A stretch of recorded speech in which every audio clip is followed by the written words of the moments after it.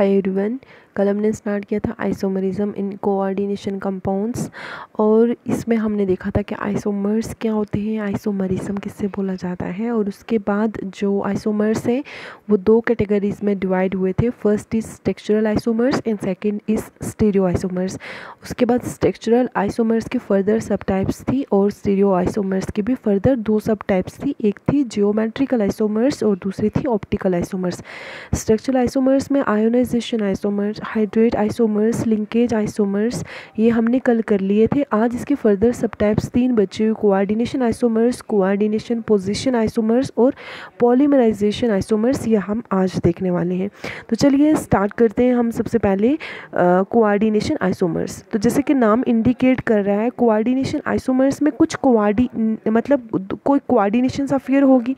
तो ये उन कंपाउंड्स के द्वारा शो किया जाता है जिनमें कैटायनिक और अनायनिक दोनों कॉम्प्लेक्सेस होते हैं। ठीक है, तो पहचानेंगे कैसे आप, अगर कैटायनिक और अनायनिक कॉम्प्लेक्सेस हैं, जैसे यहाँ पे एग्जांपल में देखिए ये कैटायनिक कॉम्प्लेक्स है और ये अनायनिक। ठीक है, ये कैटायनिक ये अनायनिक। तो ऐसे अगर आपको कॉम्प्लेक्स मिले, अलग से कोऑर्डिनेशन अफेयर मिले कैटायन की और अलग से कोऑर्डिनेशन अफेयर मिले अनायनिक कंपाउंड की, तो आप समझ जाएंगे ये कोऑर्डिनेशन आइसोमर है।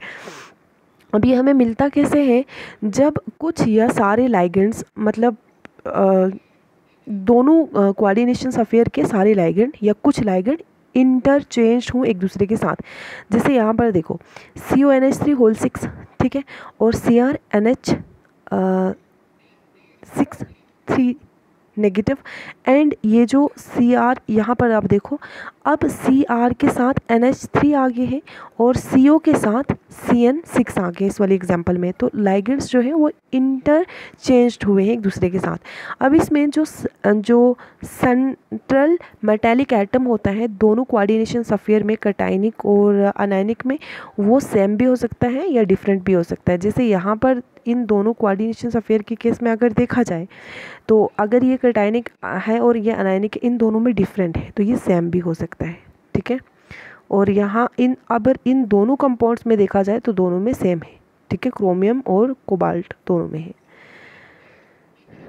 उसके बाद है हमारा 5th नंबर पे कोऑर्डिनेशन पोजीशन आइसोमर। ये जो कोऑर्डिनेशन पोजीशन आइसोमर है, ये जो आइसोमरिज्म है ये उन कंपाउंड्स में पाया जाता है जिनमें ब्रिजिंग लाइगेंड्स होते हैं।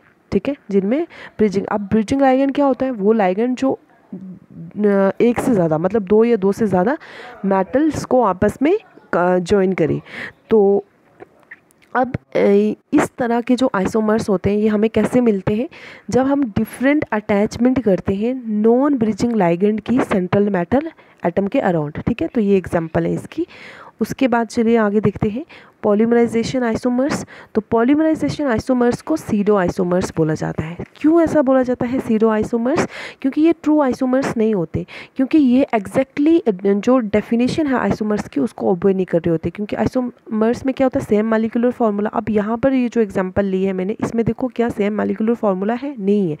यहाँ पर एक प्लेटिनम है, यहाँ पर 2 है, यहाँ पर NH3 2 है, यहाँ पर 4 है, यहाँ पर Cl2 है, यहाँ पर 4 है। तो सेम मॉलिक्यूलर फार्मूला नहीं है, लेकिन इन कंपाउंड में क्या है, सेम एम्पेरिकल फार्मूला है। ठीक है, और डिफरेंट मॉलिक्यूलर फार्मूला है। इन्हीं को बोला जाता है पॉलीमराइजेशन आइसोमर या फिर सीडो आइसोमर्स। अब एम्पेरिकल फार्मूला क्या होता है, एम्पेरिकल फार्मूला बच्चा जो सिंपलेस्ट होल नंबर रेशियो हमें दे उसी को बोलते हैं एम्पेरिकल फार्मूला। जैसे कि ग्लूकोज है C6H12O6 और मैं आपको कह रही हूँ कि इसका मॉलिक्यूलर फार्मूला यही है। मॉलिक्यूलर फार्मूला मतलब जो कंप्लीट इन्फॉर्मेशन देता है कि इस जो भी मॉलिक्यूल है इसके अंदर कितने मतलब एटम्स हैं। ठीक है, जैसे कार्बन के 6 हैं, यहाँ पर हाइड्रोजन के 12 हैं, ऑक्सीजन के 6 हैं। तो ये ग्लूकोज की पूरी डिटेल इन्फॉर्मेशन दे गया, इसको बोलते हैं मॉलिक्यूलर फार्मूला। एम्पेरिकल फार्मूला जो इसकी सिंपलेस्ट होल नंबर रेशियो दे, मतलब शॉर्टकट फार्मूला कि इसमें है मतलब क्या क्या जुड़ के बना है। ठीक है, जैसे C6H12O6 अगर इसको मैं 2 से डिवाइड कर दूँ, ठीक है, तो हमारे पास क्या बनेगा, इसकी रेशियो क्या आएगी, 2 से नहीं, अगर इसको 6 से डिवाइड करते हैं तो ये 1, और यहाँ पर अगर 6 से डिवाइड किया तो यहाँ पर 2, और इसको डिवाइड किया तो 6 से डिवाइड किया तो ये 1। तो रेशियो आई 1:2:1। ठीक है, तो हमारे पास क्या बन गया, CHO।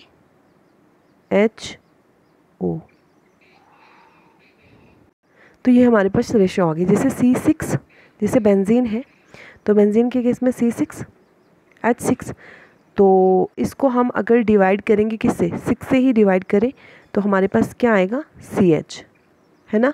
तो अब यहाँ पर देखो इस कंपाउंड से ये वाला कंपाउंड मिलता जुलता आएगा। इस कैसे, देखो पूरा जोड़ के लिखते हैं। प्लेटिनम इसमें कितने हैं, 2, NH3 कितने हैं, 4, और Cl कितने हैं, 4। अगर इसको 2 से डिवाइड करते हैं तो हमारे पास क्या बच जाता है, एक प्लेटिनम, NH3 होल ट्वाइस और Cl2। तो यही फॉर्मूला यहाँ पे है। तो ये एक मतलब ये जो ये है इसका क्या दे रहा है, सिंपलेस्ट होल नंबर रेशियो। तो यही इनमें सेम मॉलिक्यूलर एम्पिरिकल फार्मूला है, लेकिन मॉलिक्यूलर फार्मूला सेम नहीं है। तो आज के लिए इतना ही, थैंक यू।